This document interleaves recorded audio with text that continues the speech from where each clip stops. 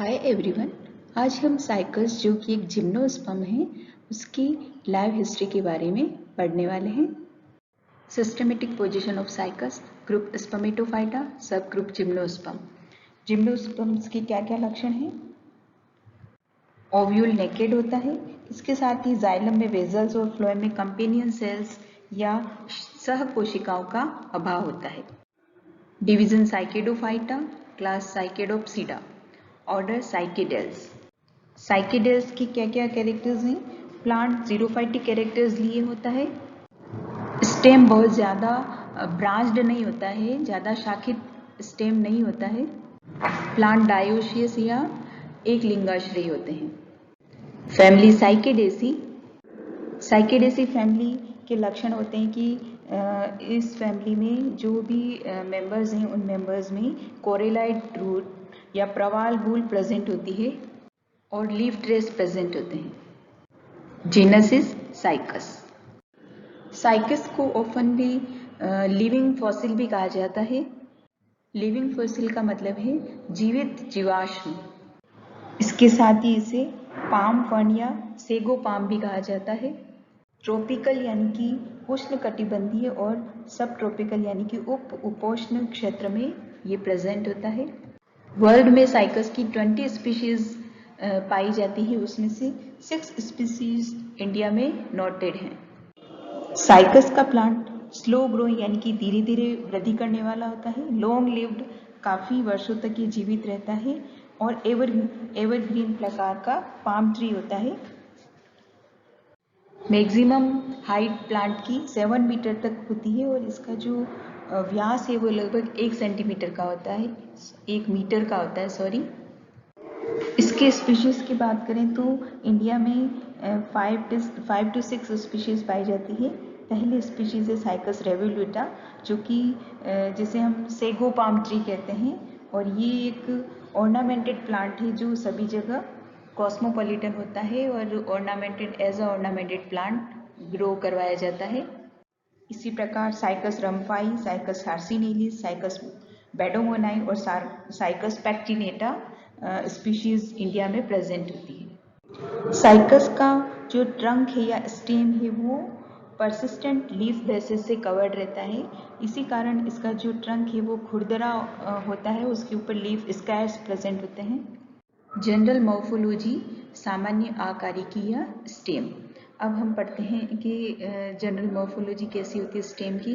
तो जब stem young होता है तो वो ट्यूबरस और सब टेरेनियन होता है, इट मीन्स भूमिगत होता है और कंदिल नेचर का होता है। स्टेम बहुत धीरे धीरे प्लांट ग्रो करता रहता है और कुछ वर्षों के बाद में स्टेम जो है वो जड़ से जमीन से बाहर की तरफ आकर के एरियल या वायवी प्रकार का बन जाता है। तो इसकी जो ग्रोथ होती है स्टेम की वो बहुत स्लो रहती है। स्टेम सिलेंड्रिकल या बेलनाकार होता है और बहुत ही कम शाखित होता है। कभी कभी जब स्टेम में इंजरी हो जाती है, क्षतिग्रस्त हो जाता है, तो उस जगह पर पत्र प्रकलिका या बल्बी बन जाने के कारण वहाँ से प्लांट के लिए एक नई ब्रांच का निर्माण हो जाता है, जिससे कि प्लांट हमें शाखित नजर आता है। स्टेम की एपिकल पार्ट पर लीव्स जो हैं वो एक साइकिल या चक्र में लगी रहती है। कंपाउंड लीव्स प्रेजेंट होती है और ये कंपाउंड लीव्स या पिच्छाकार, संयुक्त पिच्छाकार पर्ण एक चक्र के रूप में स्टेम के एपिकल पार्ट पर लगी रहती है। स्टेम पर जो पुरानी लीव्स हैं उनके गिरने से लीफ के जो बेस हैं वो एक तरीके से लीफ बेस उस पर बने रहते हैं स्टेम पर लगातार, जिससे कि जो स्टेम होता है वो खुरदरा प्रतीत होता है। और इसी कारण क्योंकि लीफ बेसेस लगातार बने रहते हैं उस प्लांट पर, तो वो खुरदरा होने के साथ साथ ही उसमें मैकेनिकल स्ट्रेंथ भी बहुत ज़्यादा बढ़ जाता है और जो शुष्क वातावरण है उससे भी प्लांट की रक्षा करता है। TS of stem. साइकस का टीएस का स्ट्रक्चर कैसा होता है? लीफ बेसिस की उपस्थिति के कारण साइकस का जो स्टेम का टीएस है वो आउटर सरफेस पर लहरदार दिखाई देता है, कटाव होते हैं उसमें, और ये 3 पोर्शन में डिवाइड होता है, बाह्य त्वचा, वल्कुट और रंभ। सबसे पहले बात करते हैं एपिडर्मिस या बाह्य त्वचा की। Epidermis is outermost single layered, short-lived and incomplete because of presence of large numbers of persistent leaf bases. Epidermis covered with thick cuticle and replaced by periderm during secondary growth. तो जो epidermal layer है वो एक परतीय कोशिकाओं की बनी होती है और ये अल्पजीवी होती है, कुछ समय बाद में ये पेरिडर्म से रिप्लेस्ड हो जाती है। सेकंड लेयर इज कॉर्टेक्स या वल्कुट। एपिडर्मल लेयर के जस्ट नीचे मृदुतकी कोशिकाओं का काफ़ी बड़ा क्षेत्र प्रेजेंट होता है, जिसे हम वल्कुट या कॉर्टेक्स कहते हैं। कॉर्टिकल रीजन के सेल्स में कैल्शियम ऑक्जेलेट के पार्टिकल्स प्रेजेंट होते हैं, स्टार्च ग्रेन्यूल्स प्रेजेंट होते हैं, साथ ही इसमें बहुत सारी म्यूसिलेजिनस कैनाल्स प्रेजेंट होती है। कॉर्टिकल रीजन में गर्डल शेप की या मेखलाकार आकार की बहुत सारी लीफ ट्रेस या पर्ण अनुपथ प्रेजेंट होते हैं। The stem bears a large number of foliage leaves. Stem पर बहुत ज़्यादा संख्या में फोलियज लीव्स प्रेजेंट होती। Each leaves is supplied with 2 main leaf trace bundles and several small radial bundles. तो ये जो लीफ ट्रेस हैं वो कॉर्टिकल रीजन में बिखरे रहते हैं और बिखरे रहने के कारण ही कॉर्टिकल रीजन को ये स्ट्रेंथ भी प्रदान करते हैं। कॉर्टिकल रीजन में मैकेनिकल स्ट्रेंथ भी आ जाती है लीफ ट्रेस की प्रेजेंस के कारण। कॉर्टिकल रीजन के बाद का क्षेत्र होता है जिसे हम एंडोडर्मिस या अंतस्थ त्वचा कहते हैं। एंडोडर्मल सेल बैरल शेप्ड होती है, ढोलक के आकार की सिंगल लेयर्ड सेल्स होती हैं और इन सेल्स के बीच में कैस्परी बैंड्स प्रेजेंट होती है। एंडोडर्मल लेयर के बाद में स्टील प्रेजेंट होता है, स्टील जिसे कि हम रंभ कहते हैं। रंभ में एंडोडर्मिस और रंभ के बीच में पैरेन्काइमेटस लेयर्स का 1 या 2-3 लेयर्स पैरेन्काइमेटस सेल्स की होती है, जिसे हम पेरिसाइकिल कहते हैं, हिंदी में जिसे परिरंभ कहा जाता है। वेस्कुलर बंडल्स या संवहन पुल। संवहन पुल एक चक्र में विन्यासित रहते हैं और ये जो संवहन पुल है वो कॉन्जॉइंट और कोलैटरल यानी कि संयुक्त सपार्श्विक प्रकृति के होते हैं, साथ ही एंडार्च नेचर के होते हैं, अंतर्दारुक होते हैं और एक्टोफोलिक साइफोन में स्टील प्रेजेंट होता है इसमें। ये सारी डिफ्रेंशिएशन आप आगे जब स्टील पढ़ेंगे तो उसको विस्तार से पढ़ेंगे। और ये जो वेस्कुलर बंडल्स हैं, ये वेस्कुलर बंडल्स ओपन टाइप के होते हैं, ओपन यानी कि मुक्त प्रकार के होते हैं। ओपन वेस्कुलर बंडल्स उन वेस्कुलर बंडल्स को कहा जाता है जिनमें कि सेकेंडरी ग्रोथ या द्वितीयक वृद्धि करने की क्षमता पाई जाती है। इट मीन्स इस प्रकार के वेस्कुलर बंडल्स में कैम्बियम पाया जाता है जो कि सेकेंडरी ग्रोथ के लिए जिम्मेदार होते हैं। जाइलम में, वेजल्स और फ्लोएम में कंपेनियन सेल्स का अभाव होता है, ये एब्सेंट होती है कंपेनियन सेल्स। मेटाजाइलम में जालिकावत या पिटेड और प्रोटोजाइलम में स्पाइरल या सर्पिलाकार थिकनिंग स्थूलन पाया जाता है। जब साइकस का प्लांट यंग होता है तो प्रारंभ में केवल वेस्कुलर बंडल्स का एक चक्र पाया जाता है। इस प्रकार की स्थिति को हम मोनोजाइलिक कहते हैं। जब प्लांट बड़ा होता है तो उसमें सेकेंडरी ग्रोथ या द्वितीयक वृद्धि पाई जाती है वेस्कुलर बंडल्स में, जिससे एक से ज़्यादा वेस्कुलर बंडल की साइकिल बन जाती है। इस प्रकार की स्थिति को हम पॉलीजाइलिक कंडीशन कहते हैं।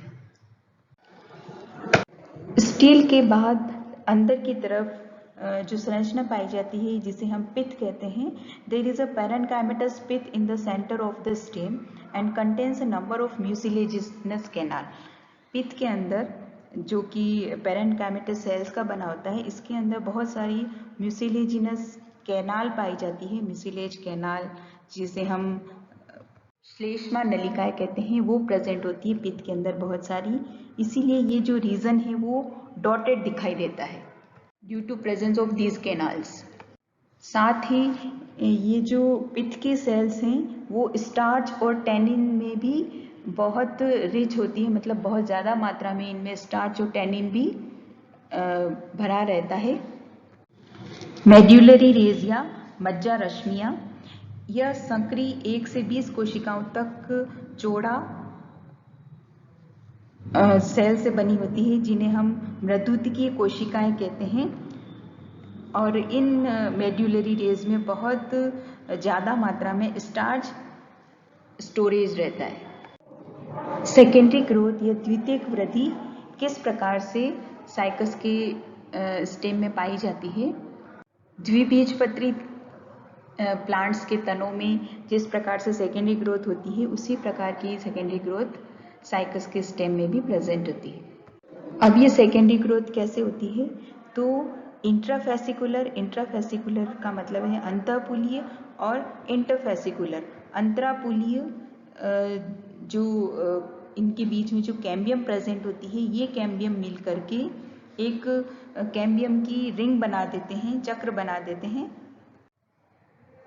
इसका मतलब है कि जो वेस्कुलर बंडल्स हैं उनके बीच में कैम्बियम की रिंग पाई जाती है, और दो वेस्कुलर बंडल्स के बीच का जो स्पेस होता है उस स्पेस में भी कैम्बियम की रिंग बन जाती है। तो इस तरीके से पूरे रीजन में एक कैम्बियम की रिंग या सर्कल बन जाता है, और ये कैम्बियम रिंग कुछ साल तक एक्टिव रहती है, जिससे कि अंदर की ओर सेकेंडरी जाइलम और बाहर की ओर सेकेंडरी फ्लोएम का निर्माण होता है। ये जो कैम्बियम रिंग है वो अंदर की तरफ सेकेंडरी जाइलम सेल बनाती है और बाहर की तरफ सेकेंडरी फ्लोएम का फॉर्मेशन करती है।